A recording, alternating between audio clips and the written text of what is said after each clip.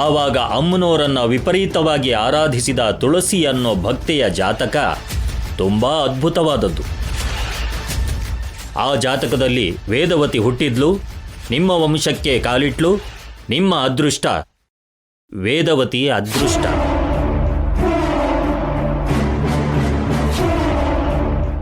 ಸ್ವಾಮಿ, ನಮ್ಮ ಅವನಿ ಭವಿಷ್ಯ ಹೇಗಿರುತ್ತೋ ತಿಳ್ಕೋಬೇಕು ಅನ್ನಿಸ್ತಿದೆ.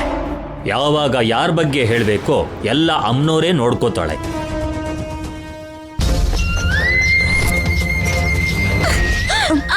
ಅವನಿ ಮೆತ್ತಿಗಿಳಿ.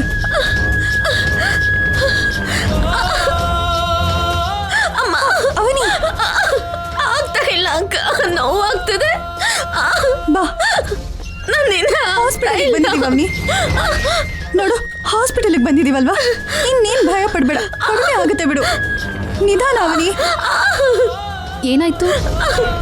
ದಾರಿಯಲ್ಲಿ ಒಂದು ವೆಹಿಕಲ್ ಗುದ್ಬಿಡ್ತು, ಆವಾಗ ಕೆಳಗಡೆ ಬಿದ್ಲು. ಬಿದ್ದಾಗ ಹೊಟ್ಟೆಗೆ ಬಲವಾಗಿ ಪೆಟ್ಟು ಬಿತ್ತು ಡಾಕ್ಟರ್. ಆವಾಗಿಂದ ನೋವು ತಡ್ಕೊಳಕ್ ಆಗ್ತಿಲ್ಲ ಅವಳಿಗೆ. ಬಾಯ್ಸ್, ವೀಲ್ ಚೇರ್ ತಗೊಂಡ್ ಬನ್ನಿ, ಫಾಸ್ಟ್. ಬೇಗ, ಫಾಸ್ಟ್. ಬಾ ಅವನಿ, ನಿಧಾನ. ಕೂತ್ಕೊಳಮ್ಮ, ಕರ್ಕೊಂಡ್ ಬಾ.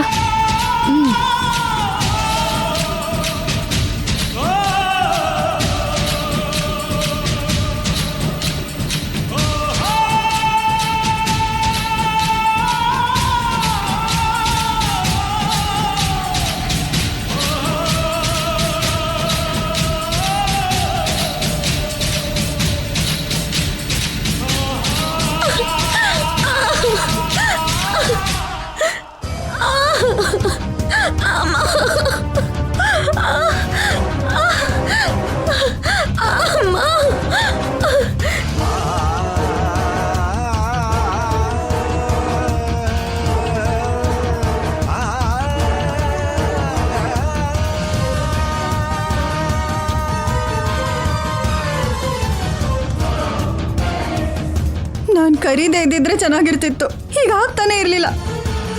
ಎಲ್ಲ ನನ್ನಿಂದಾನೇ ಆಗಿದ್ದು.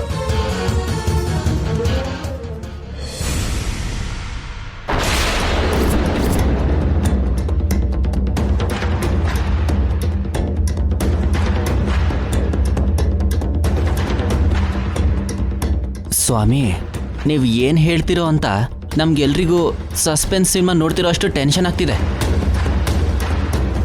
ಸ್ವಾಮಿ, ಅದರಲ್ಲಿರೋದು ನಿಮಗೆ ನಿಜವಾಗ್ಲೂ ಅರ್ಥ ಆಗುತ್ತಾ, ಅಥವಾ ಸುಮ್ಮನೆ ಹೀಗೆ ನಮ್ಮ ಮುಂದೆ ಬಿಲ್ಡಪ್ ಕೊಡ್ತಾ ಇದ್ದೀರಾ?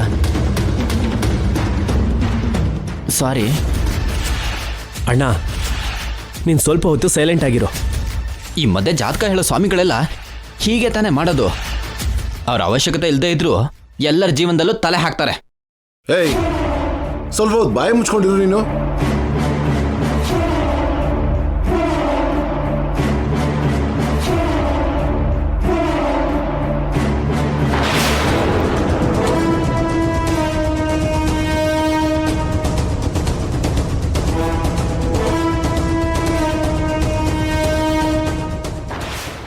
ಅವ್ರನ್ನ ನೋಡ್ತಿದ್ರೆ ನಿನಗೇನು ಅನಿಸ್ತಾ ಇದೆ? ಸುಮ್ಮನೆ ಏನೋ ಶೋ ಕೊಡ್ತಿರೋ ಹಾಗೆ ಅನ್ನಿಸ್ತಿದೆ.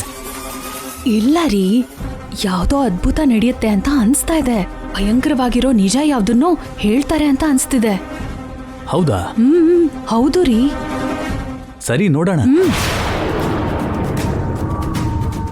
ಅಮ್ಮ, ಎಲ್ಲ ಒಳ್ಳೇದಾಗೋ ರೀತಿ ಮಾಡು ತಾಯಿ.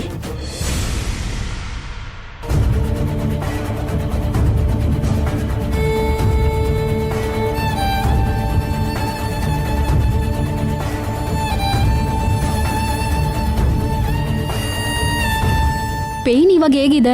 ಕಂಟ್ರೋಲಿಗೆ ಬಂತಾ? ಏನು ಟೆನ್ಷನ್ ಮಾಡ್ಕೋಬೇಡ, ಸ್ವಲ್ಪ ಹೊತ್ತು ರೆಸ್ಟ್ ತಗೋ, ಆಮೇಲೆ ಮನೆಗೆ ಹೋಗ್ಬೋದು.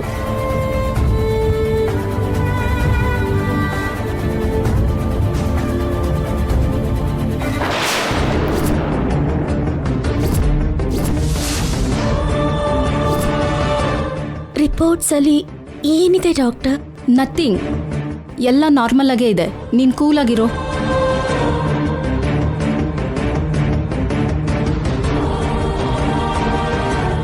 ಡಾಕ್ಟರ್, ನನ್ನ ತಂಗಿ ಹೇಗಿದ್ದಾಳೆ ಇವಾಗ?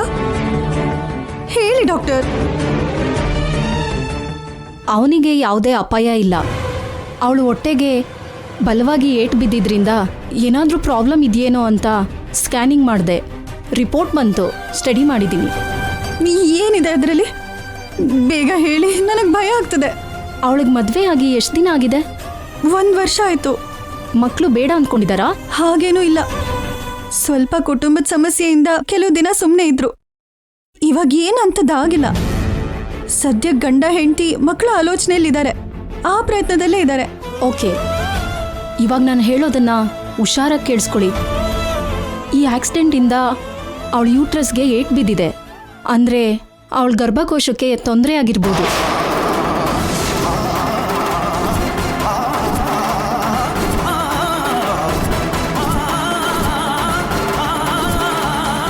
ಸದ್ಯಕ್ಕೆ ದೊಡ್ಡ ಅಪಾಯ ಏನೂ ಇಲ್ಲ. ಸ್ವಲ್ಪ ದಿನ ಮೆಡಿಸನ್ ತಗೊಂಡ್ರೆ ಸರಿ ಹೋಗುತ್ತೆ. ಆದರೆ ಅವನಿ ಮಕ್ಕಳನ್ನ ಮಾಡ್ಕೊಳ್ದೇ ಇರೋದೇ ಒಳ್ಳೇದು. ಯಾಕಂದ್ರೆ ಗರ್ಭಕೋಶಕ್ಕೆ ಪ್ರಾಬ್ಲಮ್ ಇದ್ದಾಗ ಮಕ್ಕಳು ಮಾಡ್ಕೋಬೇಕು ಅನ್ನೋ ಆಲೋಚನೆಯಿಂದ ದೂರ ಇರಬೇಕು.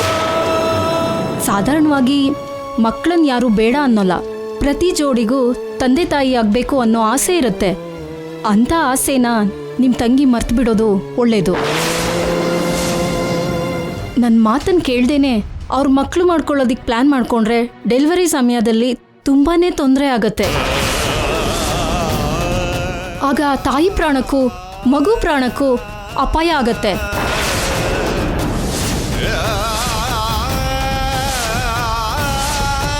ಅವಾಗ ಯಾರೋ ಒಬ್ರನ್ನ ಕಾಪಾಡ್ಕೊಳ್ಳೋ ಸಿಚುವೇಶನ್ ಬರುತ್ತೆ. ಇಂಥ ತುಂಬ ಕೇಸ್ಗಳಲ್ಲಿ ತಾಯಿ ಪ್ರಾಣಕ್ಕೆ ಹೆಚ್ಚು ಅಪಾಯ ಇರುತ್ತೆ. ಈ ವಿಷಯನ ನಾನಿನ್ನೂ ಅವಳಿಗೆ ಹೇಳಿಲ್ಲ. ಭಯ ಪಡ್ತಾಳಲ್ವಾ, ಅದಕ್ಕೆ ನೀವು ಈ ವಿಷಯನ ನಿಧಾನವಾಗಿ ಅವಳಿಗೆ ಹೇಳೋಕ್ಕೆ ಪ್ರಯತ್ನ ಮಾಡಿ. ಅವನಿ ಯಾವುದೇ ಪರಿಸ್ಥಿತಿಲೂ ಮಕ್ಕಳನ್ನ ಮಾಡ್ಕೋಬಾರ್ದು. ಇದನ್ನು ನೆನ್ಪಿಟ್ಕೊಳ್ಳಿ. ಮೆಡಿಸಿನ್ಸ್ ತಗೊಂಡಾದ್ಮೇಲೆ ಕೆಲವು ತಿಂಗಳಾದ್ಮೇಲೆ ಮತ್ತೆ ಟೆಸ್ಟ್ ಮಾಡೋಣ. ಅವಾಗಿನ ಪರಿಸ್ಥಿತಿ ಹೇಗಿರುತ್ತೋ ನೋಡೋಣ. ಇವಾಗ ಮಾತ್ರ ಅವಳಿಗೆ ಪ್ರೆಗ್ನೆನ್ಸಿ ಬರಬಾರ್ದು. Be careful. ಸ್ವಲ್ಪ ಹೊತ್ತಲ್ಲೇ ಡಿಸ್ಚಾರ್ಜ್ ಮಾಡ್ತೀನಿ. ನೀವು ಪೇಷಂಟ್ನ ಕರ್ಕೊಂಡು ಹೋಗಿ.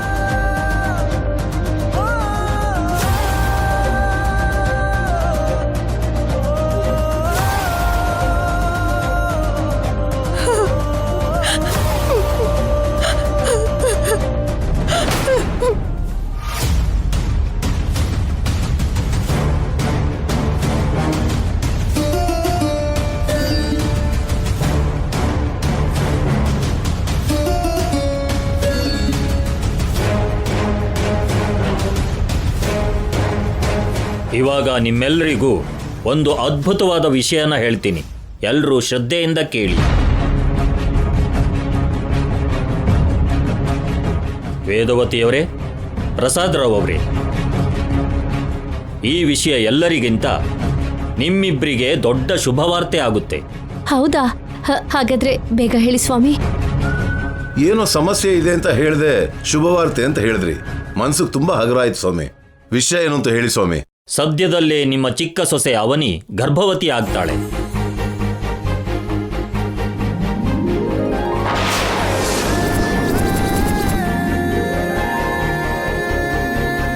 ನಿಜವಾಗ್ಲೂನಾ ಗುರುಗಳೇ? ಹೌದಪ್ಪ. ನಿನ್ನ ಹೆಂಡತಿ ಒಂದು ಒಳ್ಳೆಯ ಸಂದರ್ಭದಲ್ಲಿ, ಶುಭ ಮುಹೂರ್ತದಲ್ಲಿ ಗರ್ಭವತಿ ಆಗ್ತಾಳೆ. ತಾಳೆಗರಿನ್ ಓದಿ ಆ ವಿಷಯನ ನಿಮ್ ಕೈಲಿ ಹೇಗೆ ಹೇಳಕ್ಕಾಗ್ತಾ ಇದೆ? ಹೌದು ಕಣ್ರಿ, ನೀವೇನ್ ಡಾಕ್ಟ್ರಾ? ಮುಂದಾಗೋದನ್ನ ಈಗಲೇ ಹೇಳ್ತಾ ಇದ್ದೀರಾ? ಎಲ್ಲದಕ್ಕೂ ಆಧಾರ ಈ ತಾಳೆ ಗರಿಗಳೇ. ಡಾಕ್ಟರ್ಗಿಂತ ಮೊದಲೇ ಹೇಳೋ ಅಂತ ವಿದ್ಯೆನ ಆ ದೇವರು ನಮಗೆ ಪ್ರಸಾದಿಸಿದಾನಪ್ಪ. ನಾವು ನಂಬಲ್ಲ. ನೀವು ನಂಬಲಿಲ್ಲ ಅನ್ನೋ ಮಾತ್ರಕ್ಕೆ ಇದು ಸುಳ್ಳಾಗಲ್ಲ ಅಲ್ವಾ? ಸ್ವಾಮಿ, ನೀವು ಅವ್ರ ಮಾತಿಗೆಲ್ಲ ತಲೆ ಕೆಡ್ಸ್ಕೋಬೇಡಿ. ಇನ್ನ ಏನ್ ಬರ್ದಿದ್ಯೋ ಹೇಳಿ. ಇವಾಗ ಹೇಳುವಂತ ವಿಷಯ ನಿಮ್ಮನ್ನ ಇನ್ನೂ ಆನಂದ ಪರವಶವಾಗಿ ಮಾಡುತ್ತೆ. ಅದೇನು ಅಂದ್ರೆ, ಮೊದಲು ಈ ಮನೆಯೊಳಗೆ ಅವನಿ ಹೆರಲಿರುವ ಮಗುನೇ ಬರುತ್ತೆ. ಅವನಿಗೆ ಹೆಣ್ಮಗುನೇ ಹುಟ್ಟುತ್ತೆ.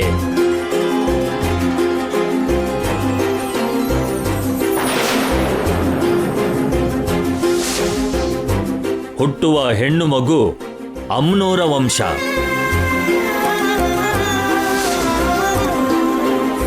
ಅತಿಶಯೋಕ್ತಿ ಖಂಡಿತ ಅಲ್ಲ, ಆದರೆ ಸಾಕ್ಷಾತ್ ಅಮ್ಮನೋರೇ ಹುಟ್ಟುತ್ತಾಳೆ.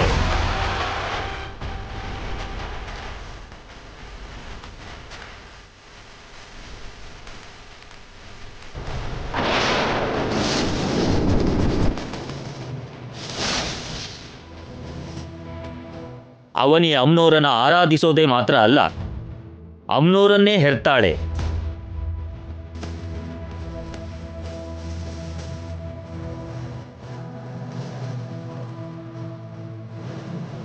ಆ ರೂಪ ಅಪರೂಪ, ಆ ತೇಜಸ್ಸು ಕೋಟಿ ದೀಪಗಳ ಕಾಂತಿ.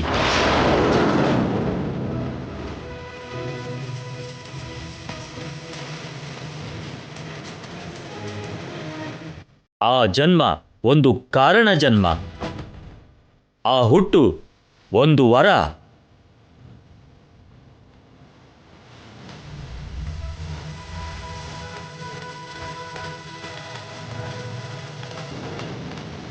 ಇಲ್ಲಿ ಮತ್ತೊಂದು ಆಶ್ಚರ್ಯಕರವಾದ ವಿಷಯ ಏನು ಅಂದರೆ, ಅಚ್ಚು ತುಳಸಿ ಅಂತ ಜಾತಕದೊಂದಿಗೆ ಹುಟ್ಟುತ್ತಾಳೆ. ಅಂದರೆ ನಿಮ್ಮ ಜಾತಕ ಅಂತ ಅರ್ಥ.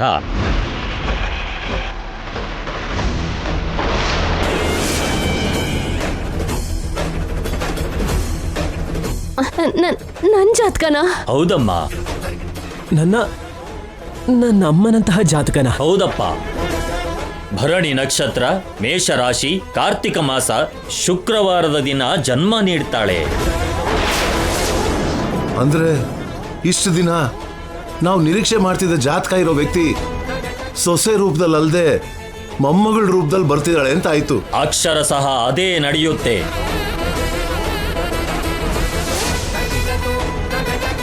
ಸಾಕ್ಷಾತ್ ಅಮ್ಮನವರು ನಿಮ್ಮ ಮನೆಯೊಳಗೆ ಮಾನವ ರೂಪದಲ್ಲಿ ಕಾಲಿಡ್ತಾಳೆ.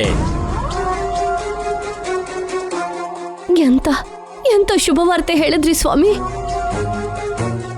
ಇದನ್ನ ನಾವು ಕನ್ಸಲ್ ಕೂಡ ಅನ್ಕೊಂಡಿರ್ಲಿಲ್ಲ. ಹೌದು ಸ್ವಾಮಿ, ಇದು ಕನಸೆ ಅನಿಸ್ತಿದೆ. ಅಮ್ಮನಂತಹ ಜಾತಕ ಇರೋ ಹುಡುಗಿನ ಮದ್ವೆ ಆಗ್ತೀನಿ ಅಂತ ಅಪ್ಪ ಅಮ್ಮನಿಗೆ ಮಾತು ಕೊಟ್ಟು ಅನ್ಕೊಳ್ದಿರೋ ಪರಿಸ್ಥಿತಿನಲ್ಲಿ ಅವನಿನ ಮದ್ವೆ ಮಾಡ್ಕೊಂಡೆ. ಆದ್ರೆ ಇವತ್ತು ಅವನಿ ಮುಖಾಂತರನೇ ಆ ಜಾತಕ ನಮ್ಮ ಪಾಲಿಗೆ ಸಿಗ್ತಾ ಇದೆಯಾ? ಇಂಥ ಒಳ್ಳೆ ವಿಷಯನ ನೀವು ಹೇಳಿದ್ದು ಮಹಾಭಾಗ್ಯ. ಹೌದು ಸ್ವಾಮಿ, ನಿಮ್ಮ ಸಹಾಯನ ಜನ್ಮ ಜನ್ಮಕ್ಕೂ ಮರೆಯೋದಿಲ್ಲ ನಾವು. ಇದರಲ್ಲಿ ನನ್ನದೇನಿದೆಯಮ್ಮ? ಈ ತಾಳೆಗರಿಯಲ್ಲಿ ಏನು ಬರ್ದಿದೆಯೋ ಅದನ್ನೇ ಹೇಳ್ದೆ. ನೀವು ಮಾಡಿರೋ ಪೂಜೆಗಳು, ಅವನಿ ಮಾಡಿರೋ ವೃತ್ತಗಳ ಪುಣ್ಯ ಫಲವೇ ಇದೆಲ್ಲ.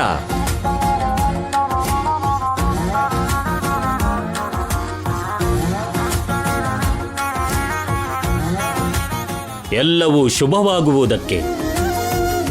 ಅಮ್ಮ, ಅವನಿ ನಿನ್ನಂತ ಜಾತಕ ಹೊಂದಿರೋ ಮಗುಗೆ ಜನ್ಮ ಕೊಡ್ತಿದ್ದಾಳೆ. ಇದೆಲ್ಲ ಅಮ್ಮನೋರ ಆಶೀರ್ವಾದ, ನಿನ್ನ ಆಶೀರ್ವಾದ ಅಮ್ಮ. ಅಮ್ಮ, ಅಪ್ಪ, ನನಗೆ ಆಶೀರ್ವಾದ ಮಾಡಿ.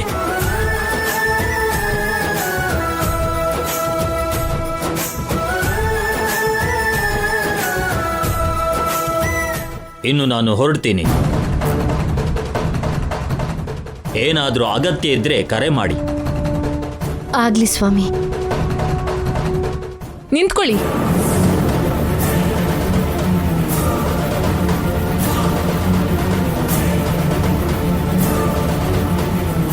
ಇದನ್ನೆಲ್ಲ ನನ್ ಮೇಲಿರೋ ಕೋಪಕ್ಕೆ ಹೇಳಿದ್ದಲ್ವಾ? ನಾನು ಹೇಳಿದ್ದಲ್ಲ, ತಾಳೆಗರಿಯಲ್ಲಿ ಇರೋದನ್ನ ಹೇಳ್ದೆ.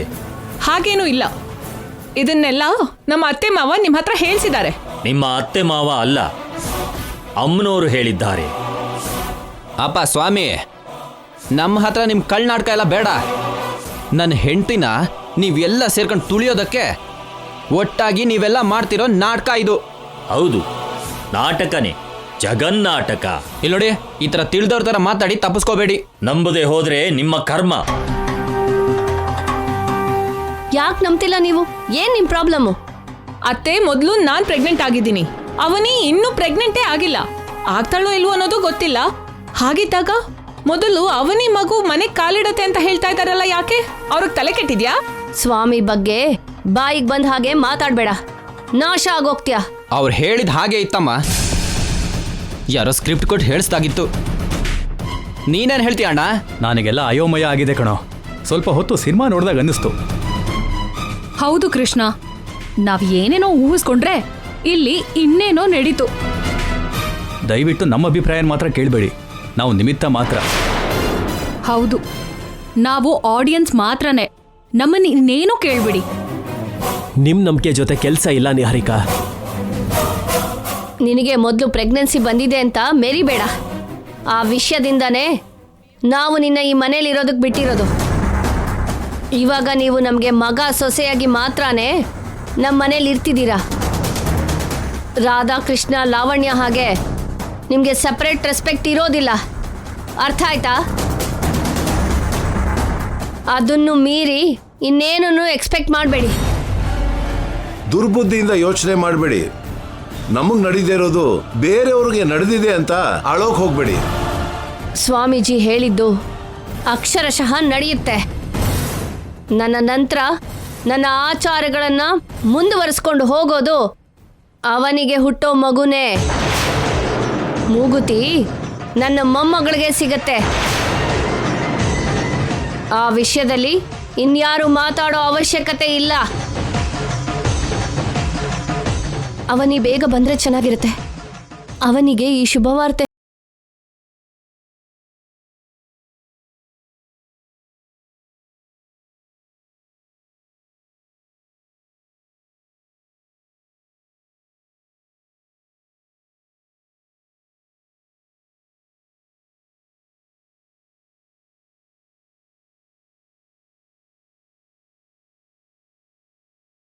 ನಾನು ಭಯ ಪಡ್ತಿದ್ದೆ.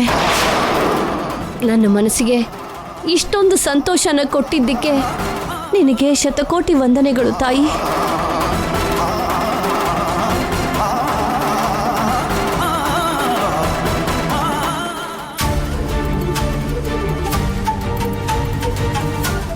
ಅಕ್ಕ, ಇವಾಗ ಹೇಗಿದ್ಯಾ? ಪರವಾಗಿಲ್ಲ ಅಕ್ಕ, ನೋವು ಸ್ವಲ್ಪ ಕಡಿಮೆ ಆಯಿತು. ಕೆಳಗಡೆ ಬಿದ್ದಾಗ ಒದ್ದಾಡ್ಬಿಟ್ಟೆ, ತಡ್ಕೊಳ್ಳೋದಕ್ಕೆ ಆಗಲಿಲ್ಲ. ರಿಪೋರ್ಟ್ಸ್ ಬಂತಲ್ವಾ? ಡಾಕ್ಟರ್ನ ಕೇಳಿದ್ರೆ ಏನೂ ಪರವಾಗಿಲ್ಲ ಅಂದರು. ನಿನ್ನ ಹತ್ರ ಏನಾದರೂ ಹೇಳಿದ್ರಾ? ನಿನಗೆ ತಡ್ಕೊಳಕ್ಕಾಗದೇ ಇರೋ ಅಂತ ನಿಜಾನೇ ಹೇಳಿದ್ರು. ಅದನ್ನ ಇವಾಗ ನಿನ್ನ ಹತ್ರ ಹೇಳಕ್ಕಾಗಲ್ಲ. ಅಕ್ಕ, ಹಾ ಹಾ, ಯಾಕೆ ಮಾತಾಡ್ತಾ ಇಲ್ಲ? ನಿನ್ನ ಹತ್ರ ಏನು ಹೇಳಿದ್ರು? ನನಗೂ ಅದೇ ಹೇಳಿದ್ರು ಅವನಿ. ಕೆಲವು ದಿನ ಮೆಡಿಸಿನ್ ತಗೊಂಡ್ರೆ ಸರಿ ಹೋಗುತ್ತೆ ಅಂದ್ರು. ಹೊಟ್ಟೆ ಒಳಗೆ ಏನಾದರೂ ಆಯ್ತೇನೋ ಅಂತ ಭಯಪಟ್ಟೆ. ಯಾಕೆ ಅಂದರೆ ಮಕ್ಕಳನ್ನ ಪ್ಲಾನ್ ಮಾಡ್ತಾ ಇರೋ ಸಮಯ ಅಲ್ವಾ ಇದು. ಅದಕ್ಕೆ ಈ ಸಮಯದಲ್ಲಿ ಗರ್ಭಕೋಶಕ್ಕೆ ಏನೂ ಆಗಬಾರ್ದು. ಅದರಲ್ಲೂ ಎಲ್ಲರೂ ಮಕ್ಕಳಿಗೋಸ್ಕರ ಕಾಯ್ತಾ ಇದ್ದೀವಿ, ಸ್ಪರ್ಧೆ ಮಾಡ್ತಾ ಇದ್ದೀವಿ. ಈ ಸಮಯದಲ್ಲಿ ಏನಾದರೂ ಆಯಿತು ಅಂದರೆ ನನಗಿಂತ ಹೆಚ್ಚು ಭಾವನ್ ಬೇಜಾರಾಗುತ್ತೆ. ಹಾಗೆಲ್ಲ ಏನೂ ಇಲ್ಲ ಬಿಡು. ಹೇಳ್ದೆ ಅಲ್ವಾ, ಮೆಡಿಸಿನ್ ತಗೊಂಡ್ರೆ ಸರಿ ಹೋಗುತ್ತೆ ಅಂದ್ರು ಅಂತ. ನೋಡು, ಮೆಡಿಸಿನ್ಸ್ ತಗೊಂಡು ಬಂದಿದ್ದೀನಿ. ನೀನೇನು ಭಯ ಪಡಬೇಡ. ಹೊರಡೋಣ್ವಾ, ಭಾವ ನನಗೋಸ್ಕರ ಕಾಯ್ತಾ ಇರ್ತಾನೆ. ಸರಿ, ನಡಿ.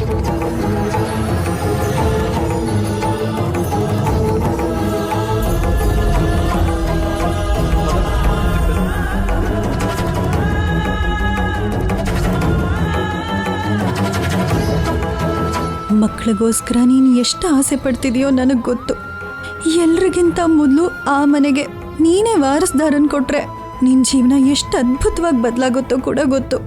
ಆದರೆ ಪ್ರಸ್ತುತ ಪರಿಸ್ಥಿತಿಯಲ್ಲಿ ನಿನ್ನ ಮಕ್ಕಳನ್ನ ಮಾಡ್ಕೋಬಾರ್ದು.